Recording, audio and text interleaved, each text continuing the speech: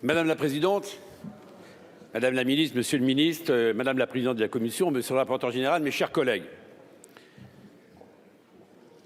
Ce texte concernant l'assurance chômage, ce n'est pas une petite question et depuis 30 ans dans ce pays.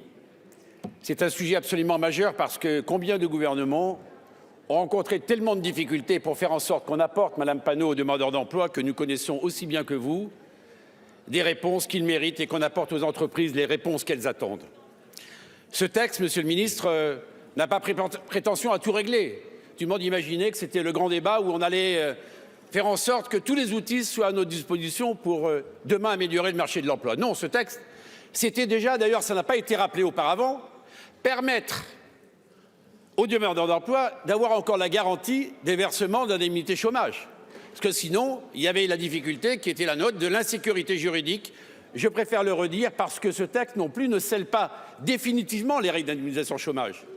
Elle les règle jusqu'au 31 décembre 2023 et que je sache, les ministres ont écrit aux partenaires sociaux en leur disant deux choses. On va modifier ces règles, mais surtout, ensemble, on va écrire les règles du paritarisme parce que nous sommes les démocrates au nom de la sérénité active qui anime Jean-Paul Mattei, attachés à cette notion du paritarisme. Ça ne peut pas être les patrons d'un côté, ça ne peut pas être les salariés de l'autre, ça ne peut pas être le gouvernement, ça doit être aussi le Parlement. Alors, avec ce texte que nous avons devant nous, est-ce que oui ou non, déjà, cette assurance, nous l'apportons? La réponse est oui. La seconde, d'ailleurs, je suis un peu surpris de voir que, naturellement, lorsqu'il y a des explications de vote, il y a toujours les effets de tribune. Il y a eu beaucoup de sérénité dans les débats, et je pense que Marc Ferracci le sait, excellent connaisseur de ces questions. Il n'y a jamais eu de débordements verbaux, Madame la Présidente, bien au contraire, un débat, projet contre projet, et on voyait bien quelles étaient les idées des uns et les idées des autres. Moi, ce que je vois, c'est qu'il y a eu des avancées incontestables. Dans ce pays, on ne peut pas dire qu'il n'y a pas un problème d'emploi lorsqu'il y a 1 million d'emplois, Madame Panot, qui ne sont pas pourvus. Ce million d'emplois, c'est notre responsabilité que de les pourvoir. Mais accordez-moi aussi, et d'ailleurs, pas un mot n'a été dit sur le fait que les règles d'indemnisation chômage qu'on a mis en place en 2017 ne peuvent pas être les mêmes lorsque le taux de chômage a singulièrement baissé dans ce pays. Pas un seul orateur de la gauche ne l'a dit. Ça doit vous ennuyer. Alors, pour autant, beaucoup reste à faire et soyons modestes. Et c'est une première étape, je le dis aux deux ministres qui sont devant moi, pour, dans ces chantiers que vous avez ouverts, trouver les solutions du futur. Parce que je pense qu'entre la préférence nationale et la paresse, il y a un chemin, c'est celui qu'on vous propose. On a avancé sur les abandons de poste. Ce n'est pas mon cousin qui l'a dit à ma cousine, qui en pense que mon oncle. Non, pas du tout. Venez dans les entreprises avec nous et vous verrez que c'est une réalité.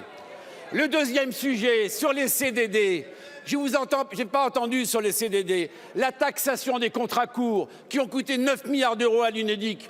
Heureusement, mais oui, Monsieur Bompard, heureusement qu'on les a taxés, car le CDD, c'est l'insécurité, le CDD, c'est la précarité, et la précarité, vous voulez l'entretenir. Alors,